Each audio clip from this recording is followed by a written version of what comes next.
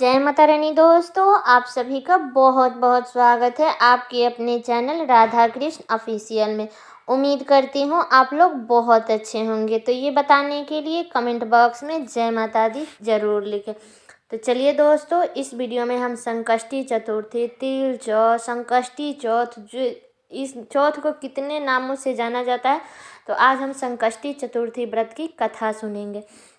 तो आप सबको तो पता ही है, सनातन धर्म में कोई भी शुभ और मांगलिक कार्य आरंभ करने से पहले भगवान गणेश का स्मरण किया जाता है, पूजा किया जाता है।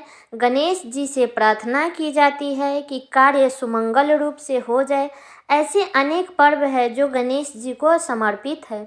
इन्हीं व्रतों में से एक व्रत संकष्टी चतुर्थी का व्रत होता है। तो चलिए अब हम लोग आप लोगों को कथा सुनाते हैं, तो आप लोग वीडियो के लास्ट तक बने रहिएगा। संकष्टी चतुर्थी व्रत के पौराणिक कथा के अनुसार एक बार भगवान शिव तथा माता पार्वती नर्मदा नदी के किनारे बैठे थे। वहां माता पार्वती ने भगवान शिव से समय व्यतीत करने के लिए चौपड़ खेलने को कहा। भगवान शिव ने चौपड़ खेलने के लिए तैयार हो गए, परंतु इस खेल में हार जीत का फैसला करने वाला वहां पे कोई नहीं था। यह प्रश्न उनके समझ में उठा तो भगवान शिव ने कुछ तिनके एकत्रित कर लिए, उसका एक पुतला बनाकर उसका प्राण प्रतिष्ठा कर दिए और पुतले से कहे कि बेटा, हम चौपड़ खेलना चाहते हैं, परंतु हमारे हार जीत का फैसला करने वाला कोई नहीं है, इसलिए तुम बताना कि हम दोनों में से कौन हारा और कौन जीता। उसके बाद भगवान शिव और माता पार्वती चौपड़ खेलना शुरू हो गए। यह खेल 3 बार खेला गया और संयोग से तीनों बार माता पार्वती ही जीती। खेल समाप्त होने के बाद बालक से हार जीत का फैसला करने के लिए कहा गया, तो उस बालक ने महादेव के विजय बताया। ये सुनकर माता पार्वती ने क्रोधित हो गई और क्रोध में उन्होंने बालक का लंगड़ा होने के कीचड़ में पड़े रहने का श्राप दे दिया। तब बालक ने माता पार्वती से हाथ जोड़कर माफ़ी मांगी।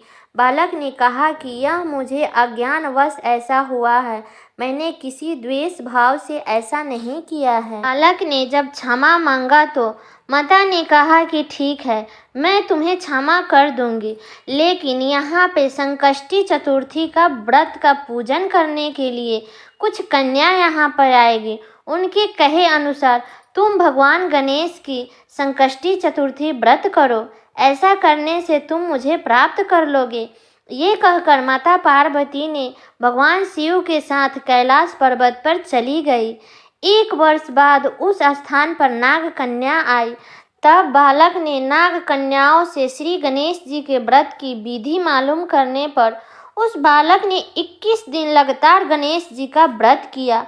तो उसकी श्रद्धा भाव को देखकर भगवान गणेश प्रसन्न हो गए और उसको दर्शन दे दिए।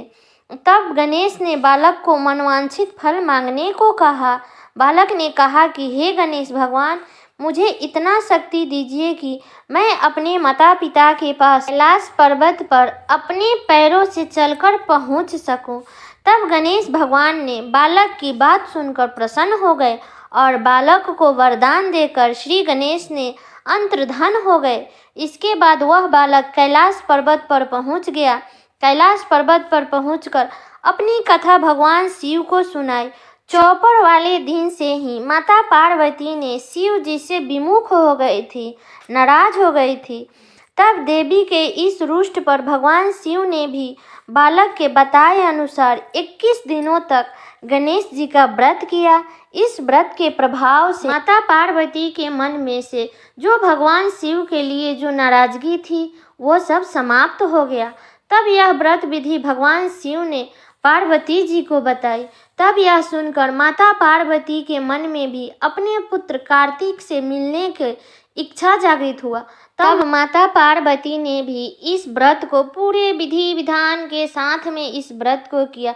श्री गणेश भगवान को दूर्वा, फूल, लड्डू भगवान गणेश का पूजन अर्चना किया। व्रत के दिन कार्तिक स्वयं माता पार्वती से मिलने उस दिन आए। उस दिन संकष्टी चतुर्थी था। यह व्रत समस्त मनोकामनाओं को पूर्ति करने वाला व्रत को माना जाता है। इस व्रत को करने से मनुष्य के सारे कष्ट दूर होकर मनुष्य को समस्त सुख सुविधाएं की प्राप्ति होती है और उनके जीवन में कभी भी कोई कष्ट नहीं आता है।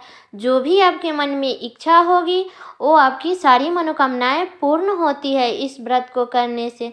तो उम्मीद करती हूँ दोस्तों आप लोगों को ये वीडियो बहुत पसंद आया होगा, तो कमेंट करके ज़रूर बताइएगा। और चैनल पे नए आए हैं तो चैनल को सब्सक्राइब कर दीजिएगा, बेल आइकन को प्रेस कर दीजिएगा, जिससे मेरे वीडियो का नए नोटिफिकेशन आप सभी के पास सबसे पहले पहुँचे। और वीडियो को एक लाइक ज़रूर कर दीजिएगा, क्योंकि आपकी एक लाइक से मुझे बहुत ही मोटिवेट मिलता है। तो एक लाइक ज़रूर कीजिएगा और वीडियो को शेयर कर दीजिएगा। तो चलिए दोस्तों, मिलते हूँ अगले वीडियो में, तब तक के लिए नमस्कार।